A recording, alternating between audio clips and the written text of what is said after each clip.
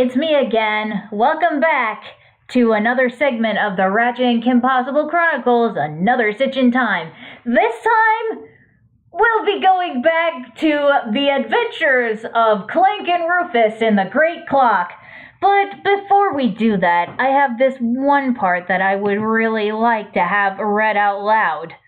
Ah, yes, that part that you just recently wrote up. Would you like me to read out loud what you have written here? Certainly. Go right ahead. Don't mind if I do. So yeah, as you can tell, this is one part that I had on here. Hang on, let me switch on the... Yeah, you could see this whole part right here. I've decided to write out a script. So, yeah. We shall be doing that. Pollux believes the entire procedure will require approximately 183 paradoxes. 84 if the Blark participate. Sir, might I suggest we allow the Terrachnoids to examine the chamber before testing the machine? What's the matter, Lawrence? Chicken? Quack! Dr. Nefarious! Nefarious jumped up and landed into Lawrence's arms, or rather the holographic image of Lawrence, and fell through it. Whoopsie, sir. Butterfingers, I've just learned that the Lombaxes and the girl have destroyed the VX-99. Our sentries are searching for their vessel's signature as we speak. Unacceptable! I practically handed those squishies to you in a silver platter! How could you be so utterly incompetent? He tossed something towards Vorsalon. He warped before it was able to hit him, and reappeared behind Lawrence's holographic image, trembling in fear. I'll leave you two alone. Lawrence's holographic image vanished. If any one of those three manage to find the clock, our plans will be ruined! Your body will remain crushed and abandoned on Saurik! Is that what you want? Borsalon shook his head with a sad look in his eyes. I'm bringing in specialists! He pushed a button, letting in three large-looking robotic women. Cassiopeia! Well, hello there. Karina! Bonjour! And Libra. Hey, how you doing? She crushed a soda can on her head. Valkyries! Decades ago, your colony was atomized in the Erebus supernova. How would you like to have it back? And now, on with the other part of the story. Let's do it. Yes, let's get on it. Within the intervening time, it had been much time back at the Great Clock since Clank had vanished, that dreadfully destructive noise-making machine, the hypersonic brainwave scrabbler. That was amazing, sir! Bam! Pow! Kaboom! And then you had that awesome one-liner. What was it again? Oh, yes, one hypersonic brainwave scrabbler scrambled. Rufus then let out two thumbs. Oh, yeah, that was cool. Now come on, orientation room's this way. Sigmund went off further through the facility. Clank followed after him. They made their way through another chamber involving the temporal recording procedure, then pressed on. Hey, Sigmund, why am I not affected by altered time? Oh, that's your quantum reactor at work. It provides temporal immunity for those of us who protect time. That is very interesting. They proceeded further on until they were able to reach the orientation room. It was indeed a massive chamber. It was a very, very wide open space containing a sofa in the very center of a massive screen, a good distance in front of the sofa. and another mnemonic station to the left of the sofa. It truly was a sight to behold. Here we are, the most awesomest part of the clock. Large screen Crystal X display, VG 9800 game system, the works. Wow! Astounding. All that is missing is Ron and his insatiable knack of ordering nachos on the virtual menu. I have to admit that it feels a bit out of place without him. Yes, I know you miss him, Rufus, and so do I. Clank then made his way towards the sofa. Take a seat, sir. Orientation video's about to start. He sat down on the sofa. Rufus climbed off of his shoulder and sat right next to him. Oh yeah, play it! Sigmund played the video. The video itself was a recording done by Sigmund. It was of Orvus himself clarifying what the clock is and what it does. He started out by telling a very shocking story. Eons ago, the Zoni entrusted the fungoids with the gift to travel through time. However, they misused it. They were overzealous with it and overused it for 3,000 years.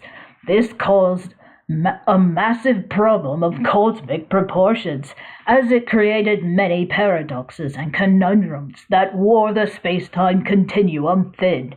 It came to a point where it created a devastating rift that destroyed 83 celestial bodies. Rufus gasped from the scene that showed the horrible destruction.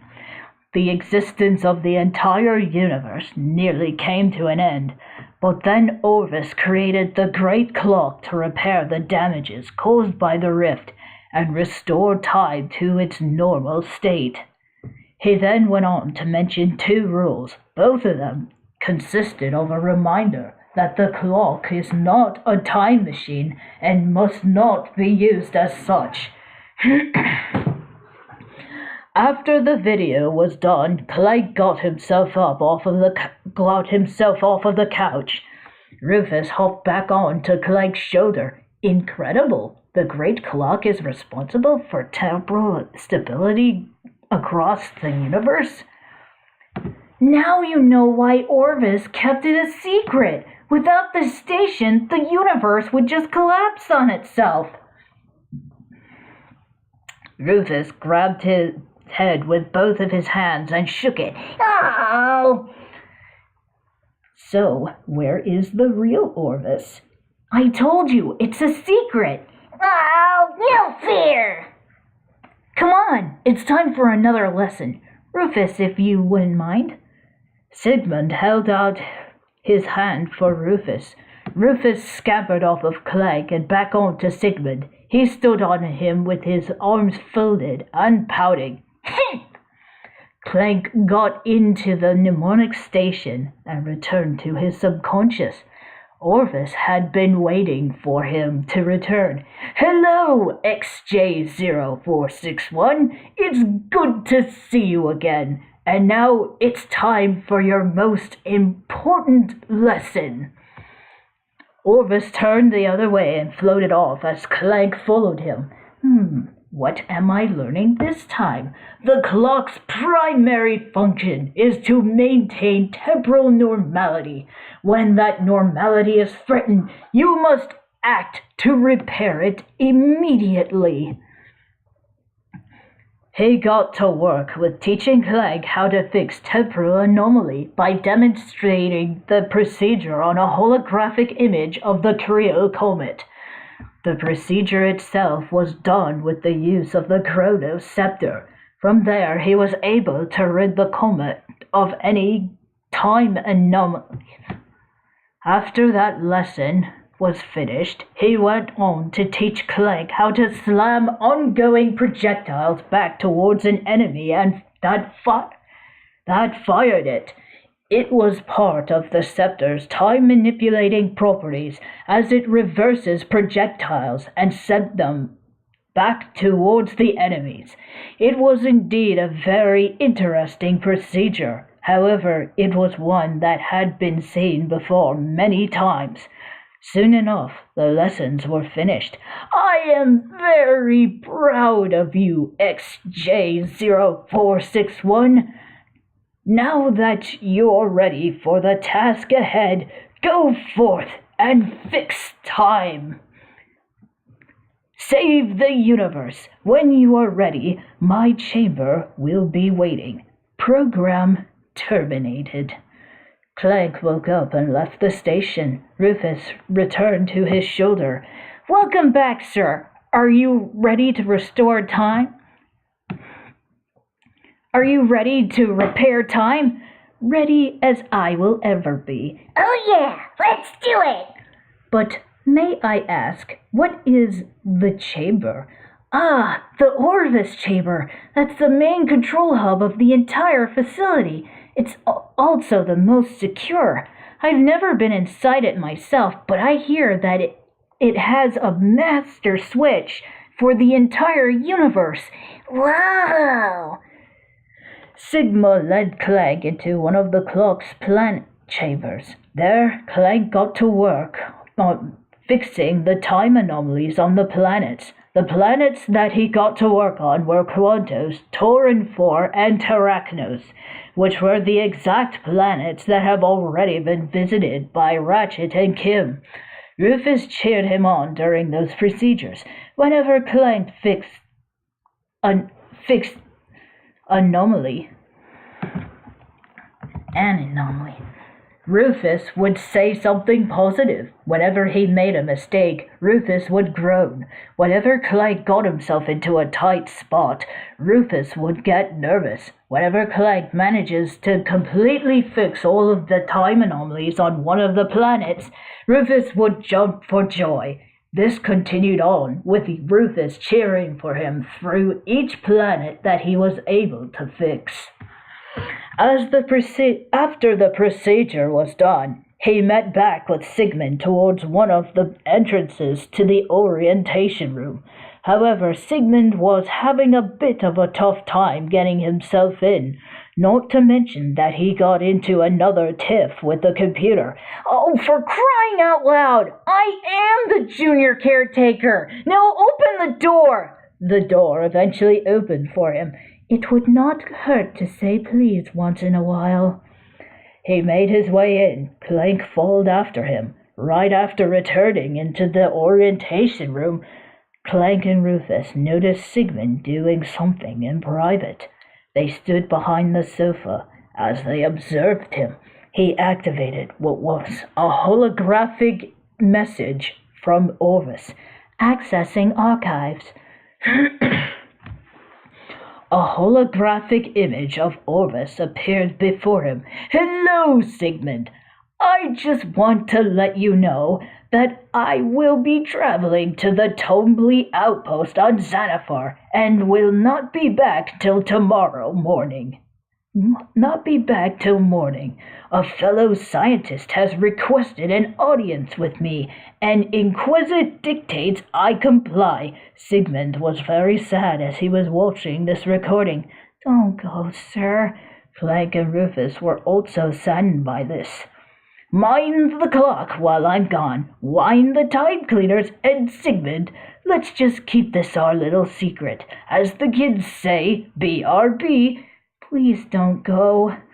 End recording. The recording ended. Sigmund was left heartbroken. It's dangerous. I think that should be enough for now. Next time, we shall continue on with the next part of the story. So until then, I will be seeing you again. Bye.